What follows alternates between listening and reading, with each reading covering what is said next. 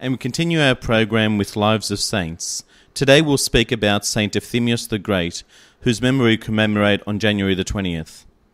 This saint was born to a couple named Paul and Dionysia after the Lord had answered their fervent prayers for a child just as they were about to give up this cherished hope after many years of a barren marriage.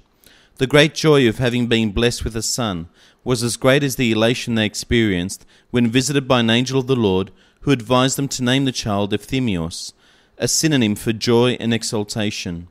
This divine visitation foreordained that the offspring was to be a cradle to the grave servant of God.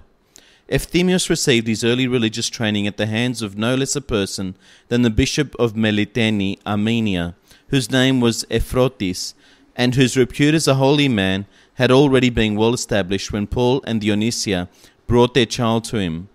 The good bishop did not fail to notice the touch of grace that was already evident in his young charge, and schooled the boy in all aspects of Christian theology. At an age when most young men were applying themselves to the acquisition of material wealth and standing, Euthimios gave himself over completely to the service of Jesus Christ, and was ordained a priest by his mentor of many years. The bishop had hoped that Euthimios would remain to assist him in the work of the church, but Euthimios felt the call to a greater service in acquiring not a standing in the community, but a posture which could bring a closer proximity to God, and because of this holy urge, he was drawn to the monastery of Saint Polyeuthis. It was at the monastery that Euthimios found the solemn joy of the nearness of God through meditation, prayer and service, and felt for the first time that inward mysticism which was to stand him in good stead in a long lifetime of service to God and to his fellow man.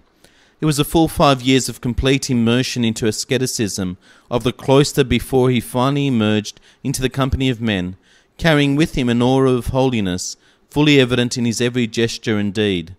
He had retreated to submit to the will of God, and returned to find the will of God was within him. His closest friend and confidant was another holy man named Theoktistos, with whom he discoursed at length on matters of religion, and at whose insistence he finally ventured out to be of service among the people. The very presence of Euthimios in a town square commanded the respect of all around him, including those who had little or no religious belief. To the Christians whose belief was genuine, however, he seemed like a messenger sent straight from heaven, and he proceeded to brighten the lives of the villagers wherever he went. At one point the will of God that was within Euthimios was made clearly evident even to the skeptics. A young Arab, paralyzed by an accident, was carried to this holy man for help, and the help he received was witnessed by a small band who stood in wonderment at what actually took place. Without ceremony and the usual laying of hands, Euthimios simply knelt in prayer for God's assistance with the stricken lad, and when Euthimios stood up, the young Arab stood up with him.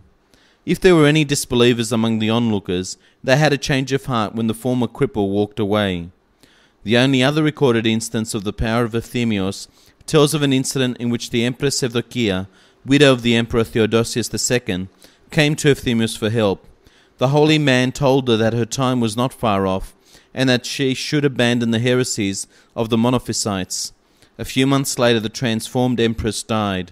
Euthimios died on 20th of January 473, at the age of 96, with a man named Savas, destined for greatness himself at the side of his deathbed.